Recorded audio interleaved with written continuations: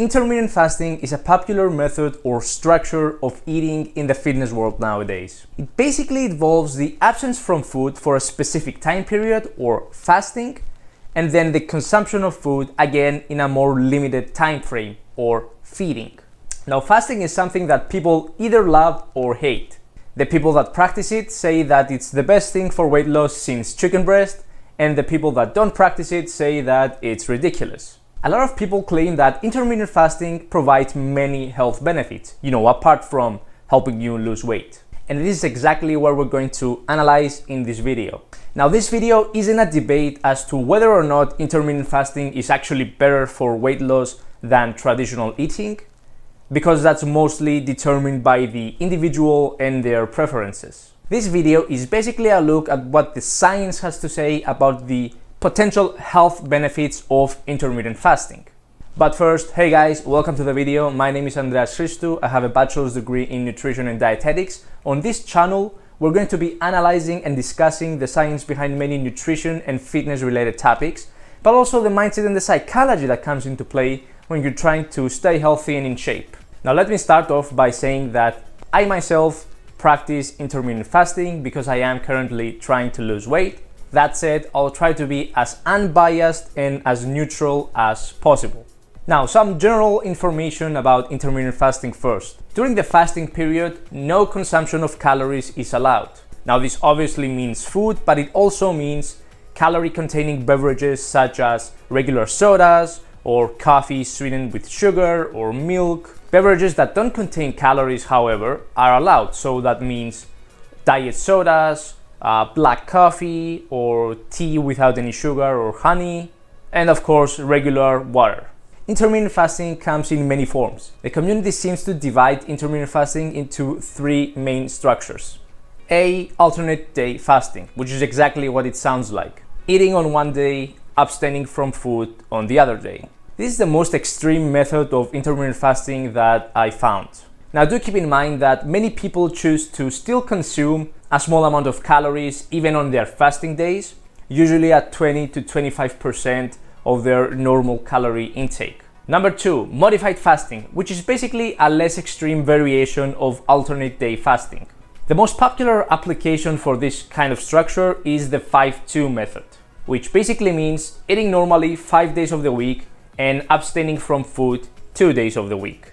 But again, like alternate day fasting, many people still choose to consume a small amount of calories even on their fasting days. Also keep in mind that those fasting days are usually non-consecutive. Number three, time-restricted feeding, which is the method that most of you are probably the most familiar with. This method goes by hours, not days. The most common application for this method is the 16-8 structure, which basically means abstaining from food for 16 hours, including sleep, and eating in an 8-hour time window.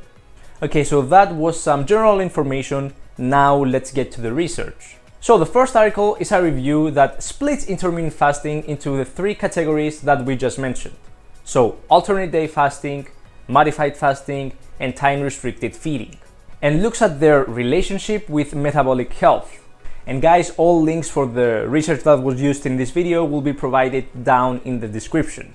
Alternate day fasting is first. It's concluded that in humans it can indeed promote modest weight loss, although it's really not more effective than a traditional calorie restriction. One study that was examined actually found an increase in HDL, or the good cholesterol, and also a decrease in triglycerides caused by alternate day fasting. However, they also found an increase in LDL cholesterol, or the bad cholesterol. Some studies have also found that alternate day fasting may improve some inflammatory markers. Now, as for animals, alternate day fasting reduced total plasma cholesterol and triglycerides, and even had a beneficial effect on some cancer risk factors. Now, I want to make a quick pause and mention something here.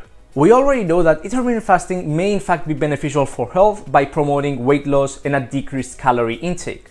That by itself is enough to provide many health benefits. That said, weight loss and a decreased calorie intake can be attained without intermittent fasting. They can be attained by several different, structures. In a lot of these articles, it's not actually clear whether or not those benefits that were found were actually caused by intermittent fasting or by the weight loss itself that intermittent fasting promoted. Just keep this in mind when we look at studies that don't actually adjust for the discrepancies between calorie intake. Now, don't get me wrong, decreased calorie intake and weight loss are great benefits, but again, they can be induced by several methods other than intermittent fasting. That's why I'm mentioning them. In any case, as for alternate day fasting, this article concludes that in humans, it may provide some benefits. However, there were also increases in hunger and mood swings, making this type of intermittent fasting not that practical for most people. As for modified fasting, 8 studies on humans were examined, of which 6 showed a significant decrease in weight. Many of the studies that were examined showed an improvement in lipid profile, insulin levels, and inflammatory markers caused by modified fasting. That said, again, we just said that 6 of the 8 studies showed a significant weight loss. So we can't exactly be sure whether or not those positive benefits arrived from the intermittent fasting itself or the weight loss that was induced. Except for one study that did actually compare intermittent fasting to normal calorie restriction and didn't actually found any significant differences in weight loss. Now, for that study, the only health parameter that was different between the two groups was insulin levels, which were lower in the intermittent fasting group. When combining all of those studies, a total of 15% of all participants reported that they felt negative side effects such as feeling cold, feeling lethargic, feeling tired. However, in general, most of the participants actually reported an improvement in mood. Now, as for time-restricted feeding, in mice, several studies show improvements in weight, triglycerides, cholesterol levels, and inflammatory markers. The article also states that these effects were observed despite the varying levels of weight loss. Now, as for humans, only 2 studies were observed and only 1 actually showed any significant differences. The study compared a group eating 3 meals a day with a group eating 1 meal a day. And it should be noted that the total calories of the day for both groups were the same. And it should be noted that the total calories of each group were adjusted to be at a calorie maintenance. Now, while the study did observe an improvement in LDL and HDL in the 1 meal per day group, that group also lost 4% of their weight. So again, we can't be sure if those improvements were caused because of the weight loss itself or because of the intermittent fasting. All in all, taking this whole article's findings into account, it does seem that intermittent fasting may indeed provide several health benefits, but the problem is that we don't know which of these health benefits derive from the intermittent fasting itself and which derive from the weight loss that intermittent fasting is so good at promoting. However, the one thing that's consistent is that intermittent fasting at least doesn't seem to have any negative side effects. Now, the second article is also a review article that examines intermittent fasting's relationship with various diseases. The article first starts by examining animal studies. They mention older studies that were done in mice that found that alternate day fasting increased their life expectancy. But again, I know, broken record. It's not clear whether or not that effect was caused by the intermittent fasting itself or the decrease in calories and weight. And as a side note, a decreased calorie intake while still being complete in nutrients has actually been linked to an increased life expectancy. The article mentions one study that found that mice on alternate day fasting, while having no significant changes in body weight in relation to a calorie restriction group, did have a significantly improved glucose metabolism in relation to the calorie restriction group. However, the article also cites a study where, after 1 month, rats on alternate day fasting did show an improved glucose tolerance. However, after 8 months, the rats actually showed an impaired glucose tolerance, even though their body weight was actually still lower. The article mentions studies that show that leptin and insulin levels are decreased and adiponectin levels are increased in mice that undergo intermittent fasting. However, again, those effects are probably because of the weight loss that intermittent fasting promotes rather than the intermittent fasting itself. There is also some evidence that intermittent fasting may increase testosterone production in male but not female rats. Mice on alternate day fasting actually showed a decrease in body temperature and heart rate. Now, heart rate and body temperature actually do have a relationship with food intake.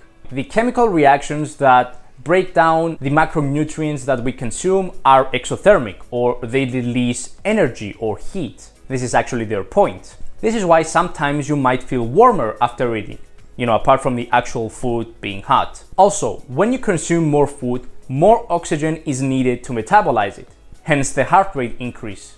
Now, both of these factors seem to be influenced by food quantity, not timing.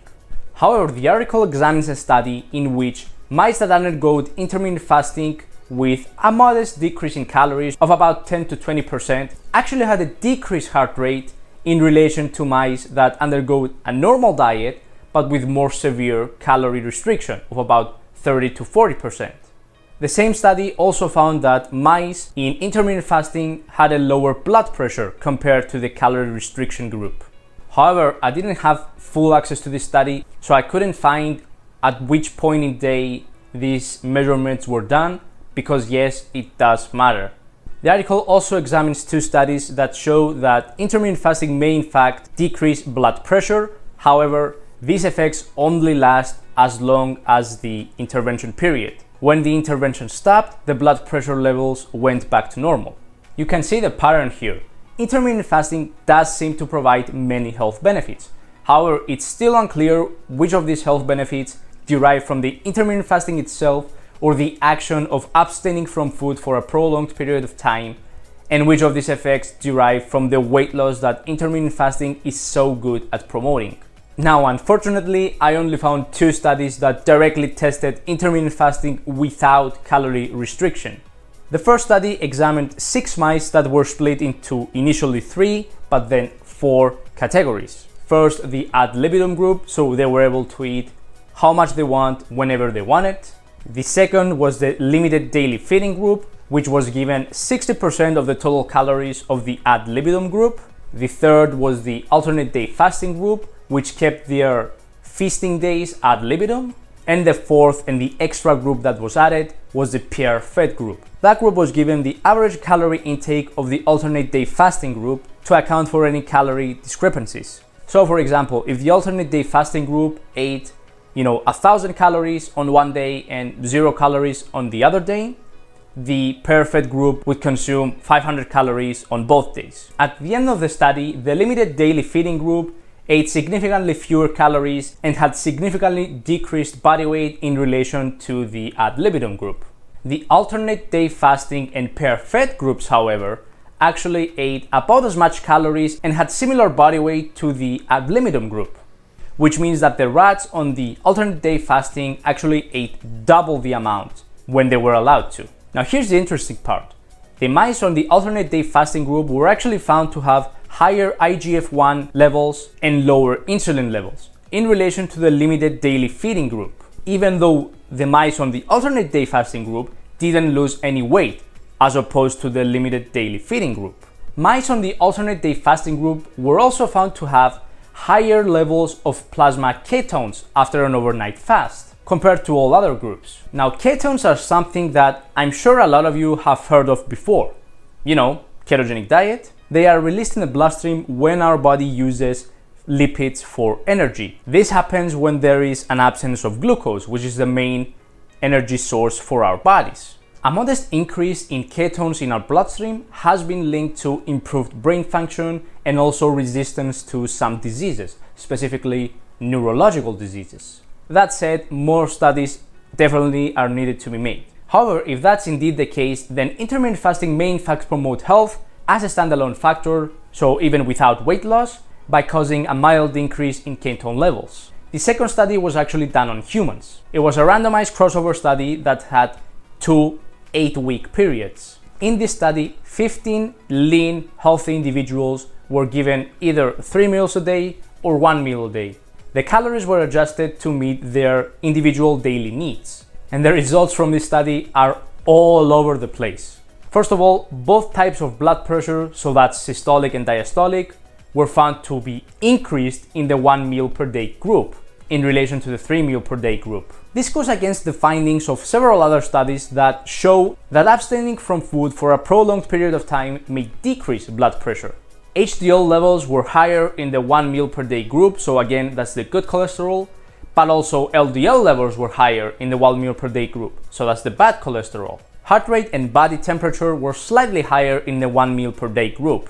Body weight was actually slightly lower in the 1 meal per day group, but that was probably due to a slight calorie deficit. They also observed decreased albumin, liver enzymes, and blood urea nitrogen in the 1 meal per day group. Now it should be noted that measurements and samples were taken early morning for the 3 meal per day group and late afternoon for the 1 meal per day group. And this might have had an effect on the measurements, specifically heart rate and body temperature. In any case, there's really no conclusive evidence that this study serves to prove.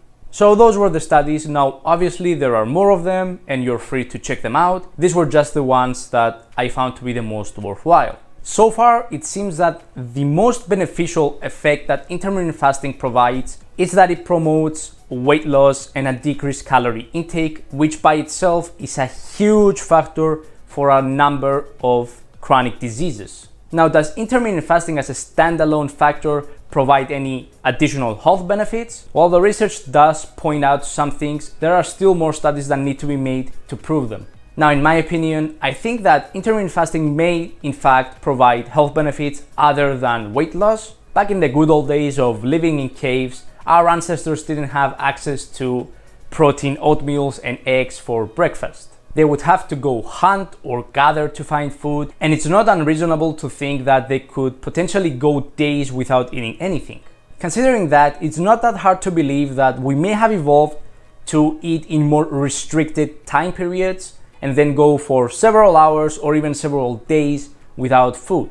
I think the one thing that's certain here is that humans have evolved with the ability to survive for prolonged periods of time without food. So while there might not be any clear positive benefits of intermittent fasting apart from weight loss at this point in time, at least we can be pretty sure that there are no significant negative side effects from intermittent fasting, at least in healthy individuals. In any case, those were just my 2 cents. There are definitely more studies that need to be made in this area to conclusively prove anything. Now, if intermittent fasting did provide any significant health benefits, then I would assume that A, it could be due to an increase in ketone levels in our body, and B, due to a decreased insulin resistance or higher insulin sensitivity. Why insulin sensitivity? Well, insulin is the hormone that transfers food components from our blood, specifically glucose, into our body tissues. By not eating for several hours, the glycogen in our muscles and liver is depleted, thus increasing our body's demand for glucose. It needs more glucose to convert into glycogen to fill up our glycogen stores, thus ultimately promoting a higher insulin sensitivity. Again, these are just speculations, however,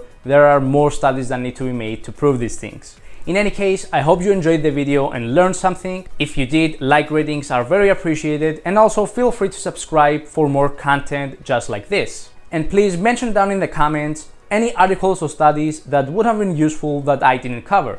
Thank you for watching the video. I'll see you in the next one.